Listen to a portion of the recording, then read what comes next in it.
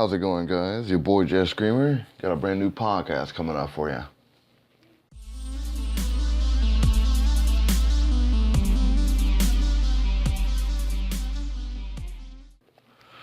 Alright, first off, I want to talk about Kevin Spacey and Michael Rosenbaum's thoughts on the new Lex Luthor being played by Jesse Eisenberg. Apparently, they're more than okay with him being the new Lex Luthor. They seem to have no problem with the fact that he's going to be the new Lex, and all they have to say is that do it your way. Don't do it any other way that someone done it before. Don't copy anyone else the way they've done it in the past. So keep it your way. Keep it true. I think Kevin Spacey has said something like he's going to fucking own it because he's a damn good actor. Me, on the other hand, I kind of disagree with that. I've only seen Jesse Eisenberg play the same character in every movie, just like Michael Cera. So my hopes are very low, but I'm not seeing the movie. So let's go into the next topic. All right, next up, I want to talk about Rocket Raccoon. Not sure many of you guys are to read comics. A lot of guys who probably listen to this know that I do FTO. I do the comic book reviews, so comic books have a nice soft spot inside my heart right now. But Rocket Raccoon is getting his own solo comic book this year. And the art's been done by Scotty Young. So Scotty Young's gonna be doing the interior to it. It's I like Scotty Young. He did like an old Spider-Man comic book back in the day that I really liked. And this one here has to be the same level, if not better, art. So I'm ready to see this. I might actually pick this one up. I don't usually buy comic books that much nowadays, but I might actually pick this one here up. All right, next topic I want to talk about is the new Flash costume's been revealed. And it looks pretty damn awesome from the neck up. We haven't seen really anything below the neck, but the mask alone looks pretty nice. And that gives us a good idea what the rest of the body's gonna look like. So I'm kind of excited to see how this show's gonna turn out. It's gonna have the same vibe as Arrow. It's gonna have a different vibe to it. You're gonna have a whole new cast, new directors, new plots, and all those different aspects to it. So hopefully they can capture the same essence that Arrow had, but make it, Flash, make it his own way. What I'm really excited to see though is the rogues. See Flash's rogues show up. Captain Cold, Captain Boomerang, Mirror Master, the Prankster, the Weather Master. I'm ready to see all those guys show up and inside a real aspect. I can't really stand realism in comics. I'm excited to see this. I think it's going to be absolutely amazing. If you guys haven't heard by now, Eric Stevenson, I think he's the head chief editor of Image Comics. He put out a long telltale about how he feels about comic books nowadays, about how superheroes are pretty much signified with comics. There's no in-between for comic books like Why the Last Man, Pride of Baghdad, Saga, 100 Bullets, all those other indie type comics that many people may not have heard of and know about. It's all about capes and X-Men. That's what the comic books are all like. That's the poster boy of comic books. And he pretty much said that that's not what comic books are all about. Comic books are all about individuality. And that's what comic books started out in the beginning. And he does have a big point there. And I want to see comic book sales rise. I want to see new readers come out there so we can get better stories and a lot of individual type stories out there. That's what I really want to see happen with comic books. But if we keep focusing on the Superman, the Batman, Spider-Man, X-Men, Avengers, start focusing on those only comics like that, that's all we're going to keep getting over and over again. Variants, different comic books portrayed by different people, but the same way over and over again. We need something different. We need something new. And I think Eric Stevenson had a good idea of putting that out there like that. All right, next up, Dwayne McDuffie. Dwayne McDuffie is doing... He's been passed away for a while now, and his birthday was recently, so a lot of people are doing these what they thought about him, what kind of person he was, and everyone's had nothing but good things to say about Mr. McDuffie. I like his work. Ben 10, Justice League. He put his finger into a lot of stuff, and everything he touched turned to gold. The guy had a brilliant mind. He died way too early. I would have liked to see what he could have done with more more stories out there, more comic book stories, more indie stuff. If he got his hands on those also, it would have been nice to see how he could have strived in the comic book world, how he could have gotten better from where he already was. So it's a shame that he's passed away now, but definitely got to read up on Mr. McDuffie if you guys haven't heard of him. Dwayne McDuffie, he helped make Ben 10 what it was. He didn't create it, Man of Action did, but he helped make that show freaking brilliant. So find out who he is, learn your knowledge about Mr. McDuffie, and tell your friends. Next up, Iron Man 3 is getting nominated for an Academy Award. It's for Best Visual Effects in a Movie. I didn't see who the competitors were this year, but I'm sure Ender's Game has to be on that list also. Probably, would Man of Steel be on that list?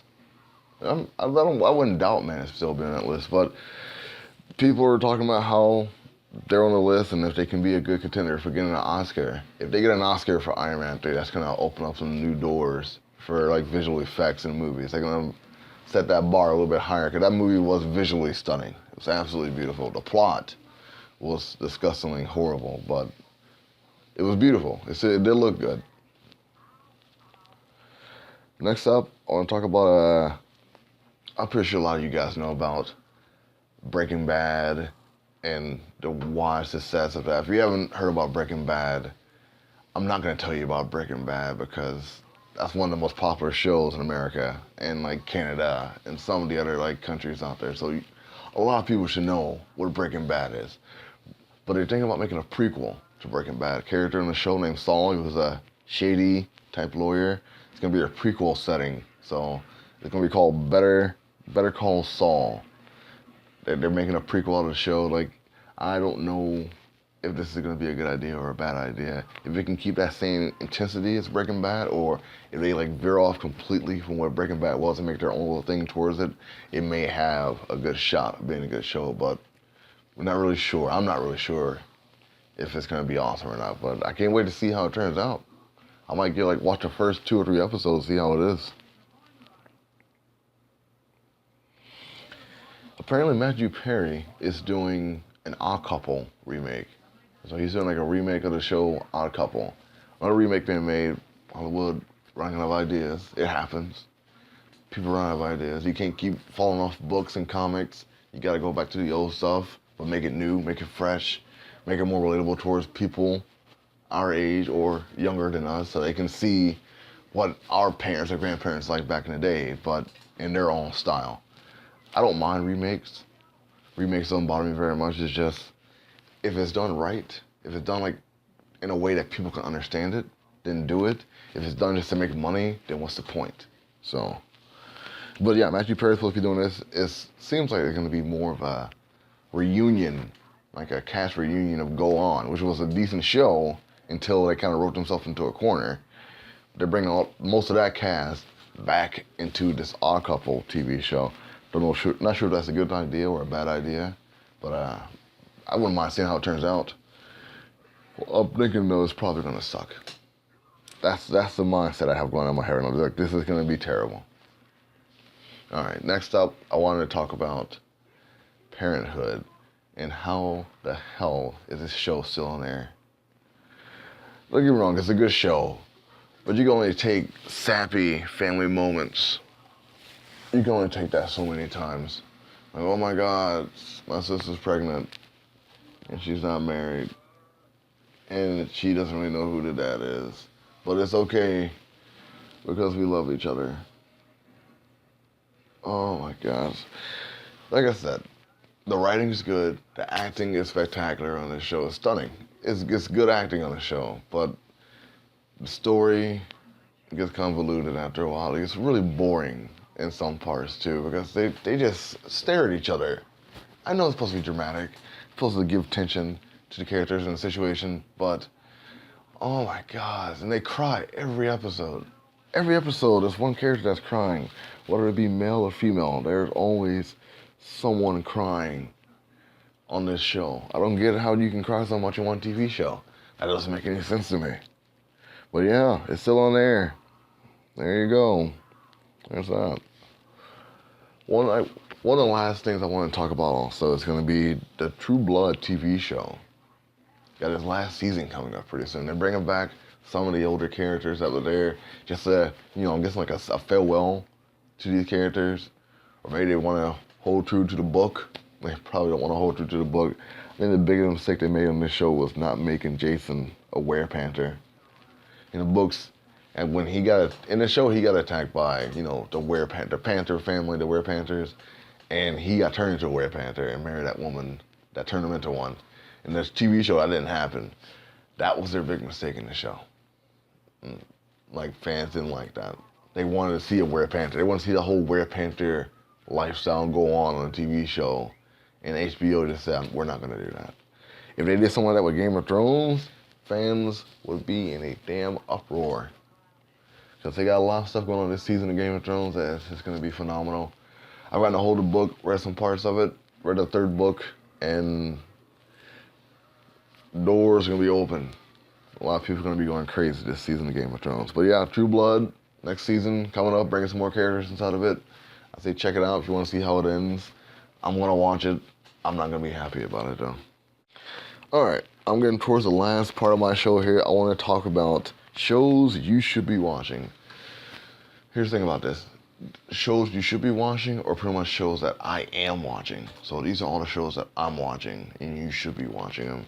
I don't watch shows for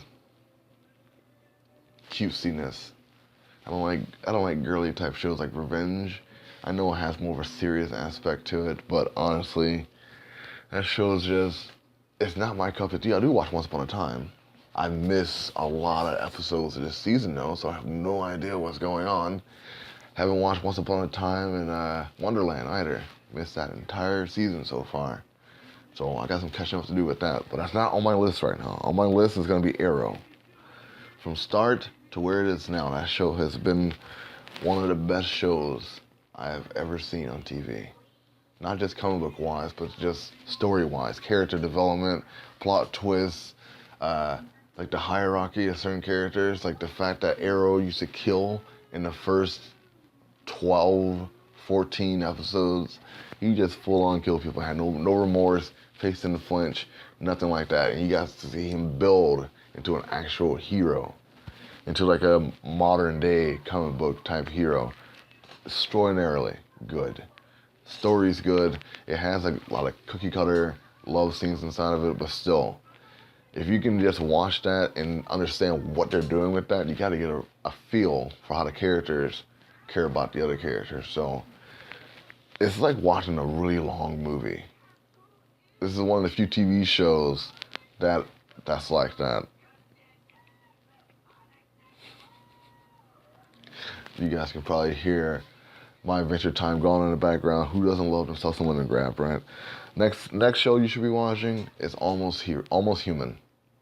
Almost Human, freaking awesome show. It's a lot deeper than it has been like in the first 5 or 6 episodes. The show is like, to me, breaking boundaries of the TV, because it's showing like stuff that's going to be future in 40-something years. So this is going to be our grandkids, like they're probably their kids living like this life, and all the crimes that are going on in the future is going to be freaking crazy. All the crazy crime that goes on out there. I saw this one episode number 10, where they have these humans who don't get addicted by drugs. And these humans that don't get addicted by drugs, they're pretty much perfect, very intelligent, and they created this one drug that makes them see everything, how trees are made, how atoms work, how everything's going to be. It shows like a little bit of the future also. And the human took the drug as well. And my goodness, I can't tell you what happened to the show, because honestly, it blew my mind when I saw this on a TV show, on Fox no less. So watch Almost Human. The show is really deep. If you like a deep show, plus has like a good buddy cop feel to it as well, watch this show. Watch this show. The other show is going to be Banshee. It's on Cinemax. Banshee is one of those shows that it's a nitty gritty type show, but it has like a good undertone to it. The undertone is just, The plot to it, the first episode, I'm gonna give away some spoilers on the first episode just to get you to get the feel of the show. But it's like ex-con who gets out of jail. He was in jail for I think it was 13 to 14 years. He gets out, and when he does, he meets up with his old crew. His old crew was a tech guy and the woman he loves. It turns out like those two split off, went their own separate ways. He wants to find a woman that he loves. When he finds her, finds that she's in this small town, has a kid, has a husband, and he's devastated by this. He meets up with her. She tells him to leave town. He leaves. When he's about to leave, he goes to a bar. He meets up with this cop who's brought in like under the table to fix some things inside the city. And when he does, like when he's talking to this guy, this cop gets attacked by these two thugs inside of a bar. The cop dies. The guy who's the next con takes the guy's badge, buries him, erases all knowledge that he shows up in the town, pretends to be this new cop, and now he's running the town. So the ex-con running the town with the love of his life inside of it, so he can try to win her back pretty much. This show, on that first episode, it had me hooked. So watch this show. Really, really good show. Next show is going to be Vikings. If you guys haven't seen Vikings, it's kind of like the poor man's Game of Thrones, but it kind of slowly turned into its own thing. It's kind of like a dark Braveheart. And all these Vikings want to do is just like rape and pillage. In all honesty, that's what it is. But they tell it in the most subtle way possible. So these guys just want to just take money, get money for themselves, and once they're done taking money, they want to go back and farm. But they tell the story in the most subtle way you will ever see. And they meet up with the Christians. So like the Vikings talking to the Christians, and the Christians think like they're smarter than the Vikings, but the Vikings are not as dumb as the Christians think they are. The story is like really, really good. All right, the next show I want to talk about is going to be Hannibal. I haven't like watched the last 2 episodes of Hannibal only because I didn't know it was going to come back or not. But now I know it's got renewed. It's airing Friday night, tonight. I'm going to have to watch the last 2 episodes of Hannibal. But this show, the way it's shot, is different than any kind of show I've seen on TV before. Just the way the colors look, the way like the sharpness is on the show, the way everything looks. Even though it seems like it's supposed to be taking place in the past, but I think it's a modern time. It's one of those shows like Archer, you have no idea when the setting is, even though they probably tell it to you. I just don't pay attention enough to it. But I like the way the show looks. I like the way it feels. I like the way the characters are, how it's so sly. It's a very smooth type show. Smooth as in cool, smooth as in like the way everything flows together. It has a different layer to the show, and I like watching it.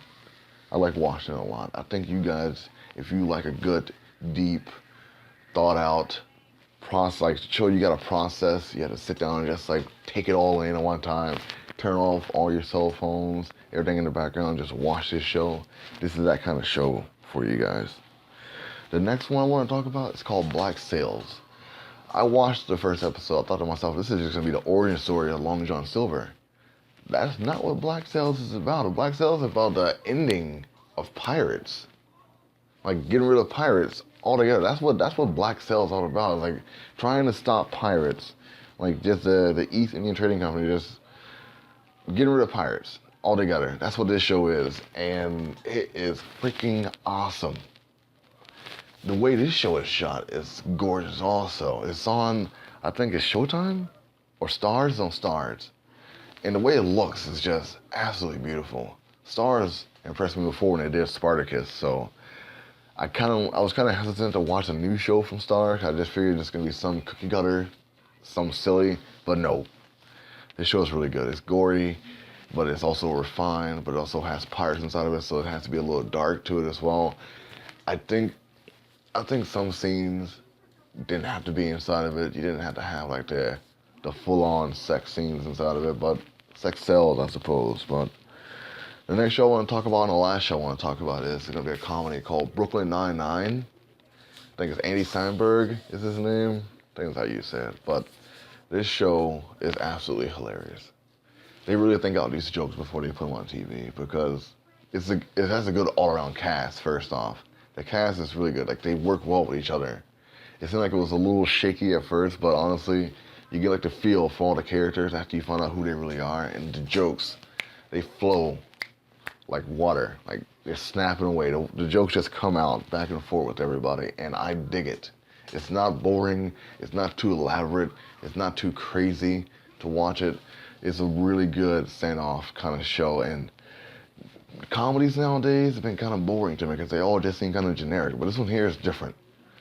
I didn't like Andy Samberg in the beginning, but once I watched a lot of his other movies and like the cameos he makes and stuff like that, I saw Hot Rod. I thought that was one of the funniest, stupidest movies I've seen in a long time. So I gave Brooklyn Nine-Nine a shot. I was not disappointed. If you guys like silly, random kind of comedy, but has like a straightforward story to it, it's a cop show. So if you like cop shows as well, with a little bit of seriousness to it, it's really good. It's a half an hour show. It should be longer, honestly. I think it had like a little bit longer time run to be even better, but check it out. And the last thing I want to say to you guys is a movie to watch. I just recently watched Saving Mr. Banks. It's supposed to be the origin story of the birth of Mary Poppins, the movie being made. It's also the life story of the writer, Helen Goff. So it's also like the story of her life as well. So definitely watch this movie. The movie has feels for days. So if you're not in touch with your feelings inside yourself, do not watch this movie, because this movie would definitely have you crying more than once. So yeah, it has Ruth Wilson. It has Tom Hanks. It has Colin Farrell in the movie as well. Definitely watch this movie. I dig it. I dig it a lot. So yeah, that's it. This is my first podcast with these guys here. So I hope you guys like it. I hope you guys really dig it. I'm gonna do more every Friday. Check me out right here. And until next time, like always, you guys be frosty.